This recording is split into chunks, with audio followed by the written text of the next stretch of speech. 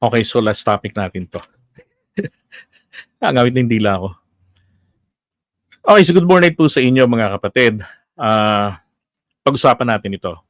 Kasi kahapon ay nung isang araw actually nababalita na, na sisibakin ni PBBM etong si Lucas Bersamin, Executive Secretary.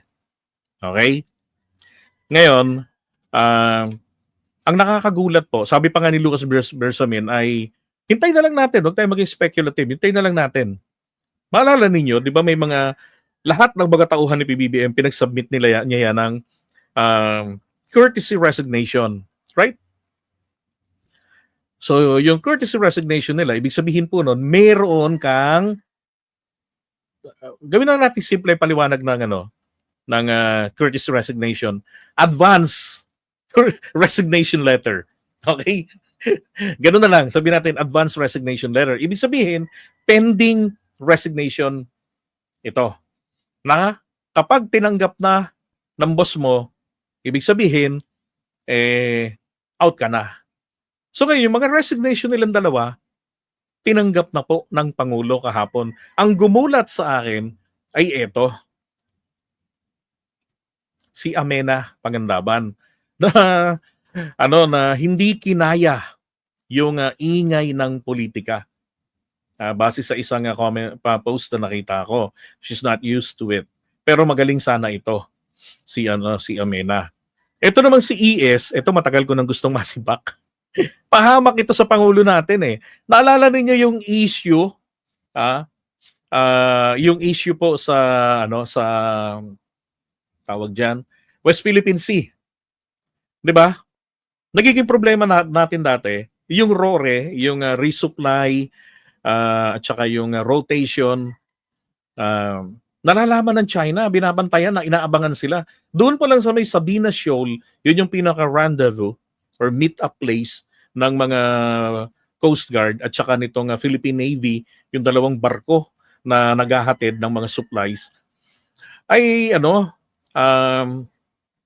nahaharang na sila bago pa makarating ng BRP Sierra Madre. So ngayon, ito yung problema. Sabi nito ng mga Chinese, kailangan magpaalam kayo. Katulad nung panahon ni Duterte, nagpapaalam ang mga Navy natin pag magre-resupply. At kailangan ng approval. Hindi po pwede yun. That is a political statement na kinikilala mo ang dominion ng China, ng other claimant. Mabuti sana kung yung China hindi nagkiklaim na kanila yung WPS. Kiniklaim nilang bahagi ng teritoryo nila yon. Mabigat ang claim nila, teritoryo. Tayo, ang claim natin, base sa batas ng international law, yung UNCLOS, na yan ay exclusive economic zone. At sa exclusive economic zone, hindi natin po pwedeng ipatupad yung mga batas ng lupa, ng kalupaan dito sa teritoryo natin, hanggang territorial, 12 nautical miles territorial water natin. Hindi po pwede. Doon, tayo lang pong exclusive na may karapatan sa mga yaman ng dagat. Hanggang doon lang tayo. Pero halimbawa, may gumawa ng illegal doon na may pinatay na tao. Hindi natin siya pwedeng hulihin. Pwede natin siyang itaboy kung may ginagawang mali doon. Hanggang ganun lang tayo. Samantalang ang China, pwede nilang pagbawalan kahit sino base sa kanilang claim pag nagtagumpay sila. Kaya ina-assert nila yon. Itong si Lucas Bersamin, ang ginawa niya ay magpo-post, naalala niyo yon, binuo ng grupo nila. May grupo silang binuo nun Maritime Council, advisory, ganon. Ang gagawin nila, magpo-post online ng schedule ahead kung kailan ang mga Navy natin at Coast Guard magdi-deliver ng supply at tao sa BRP Sierra Madre. Noong una, alam mo naman ng Pangulo natin, pagkatauhan niya, pagtatanggol niya . Kaya lang, pagkatapos ng backlash, doon naman siya ngayon magbabago ng tono. Pinagtanggol niya yun. Inanunsyo pa nga ng Pangulo yun . Kaya lang, nagkaroon ng maraming taong bumatiko sa kanya, maliban, kabilang ako. Dahil sabi ko, mali. Kasi parang lumilitaw, magpapaalam pa rin kayo sa China without directly telling them, or shall I say, indirectly asking permission from China. Kasi pinost nyo pinaalam nyo. Yun ngang palihim. Di ba, nagkakalintik-lintik pa. Pero ipapaalam ninyo na ganitong araw at oras may post ang Pilipinas na magro-rore. Di malamang. Sa Manila Bay pa lang, sa Bunganga pa lang, at saka sa Palawan pa lang, inabangan na yan. Di ba? So nangyari doon, binago ni PBBM yun at kinansela kasi yung desisyon ng executive ng mga tawag dito, alter ego ay nananatiling valid hanggang hindi sinasawata ng Pangulo. Kaya sinawata ng Pangulo yun para mawalan ng visa. Di ba? Sabi ko dapat to palitan. Kasi pumapabor sa trip ng China yung gusto niyong mangyari. Kaya okay lang sa akin na wala si Lucas Bersamin. Because the president deserves better. Isa pa, Duterte boys daw yan.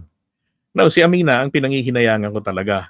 Now, ang tawag dito, eto naman, hinihikayat na sila nito ni Mike Defensor at tinatakot na magsalita na bago pa makasuhan daw ng gobyerno.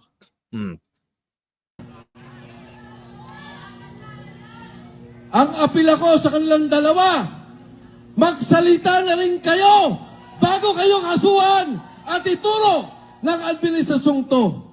Alam nila ang galawan ng pondo. Alam nila ang nangyayari. Maawa naman kayo sa sambayan ng Pilipino.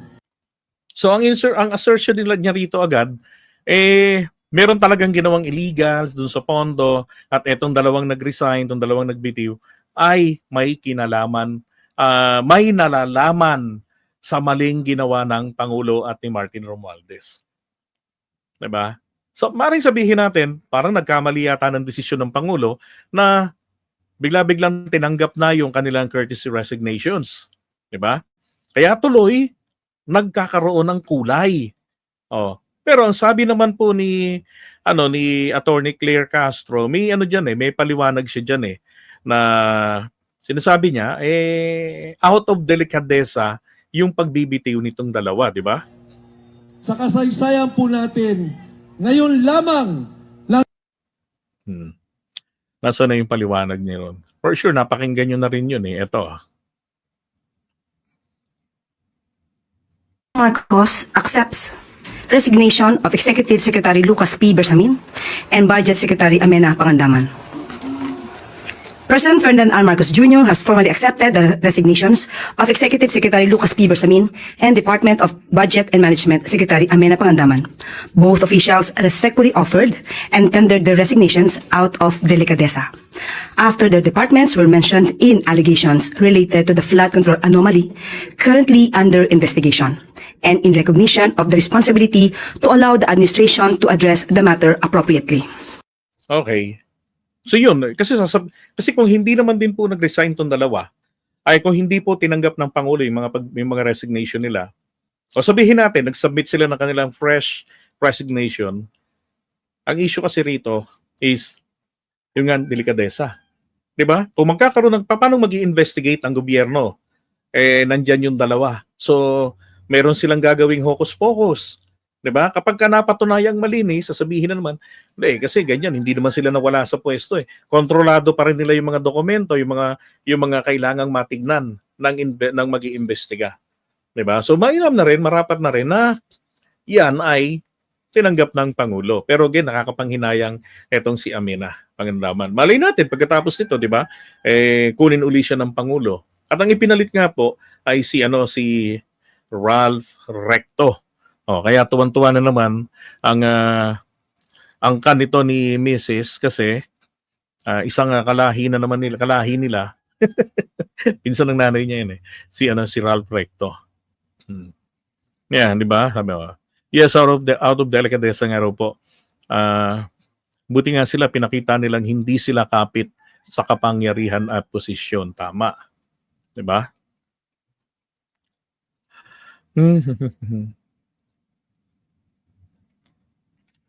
So ito yung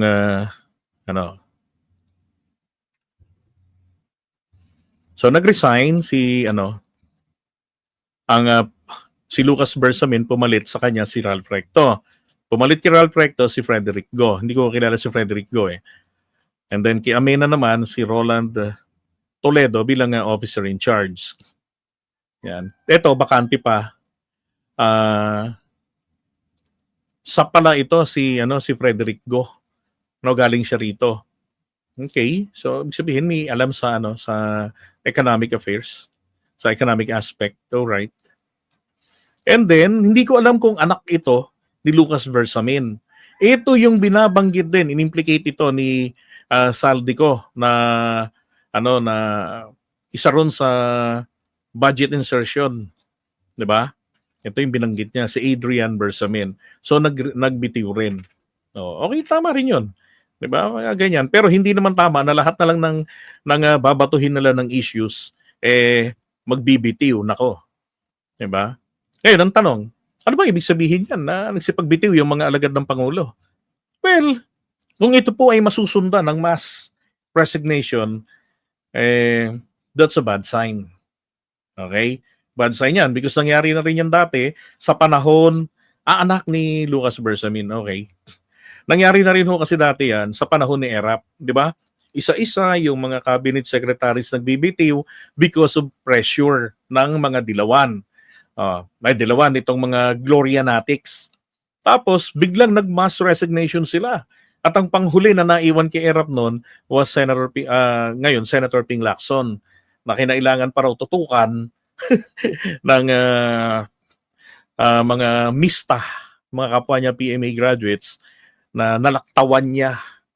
Parang si Bato de la Rosa at si Torre, may mga nalaktawan yan eh. No. Kasi siyempre, siya tiwala sa kanyang Pangulo. Kahit sino ang i-appoint ng Pangulo, talagang matik yan, promoted to 4-star general. Okay? Pero I don't think, parang wala namang balita ngayon na may mga na pa. Lalo na mukhang pumalpalpak naman na yung planong destabilization ng mga taga-kabilang kampo. Pinatunayan lang din ng mga taga-kabilang kampo gaano lang talaga sila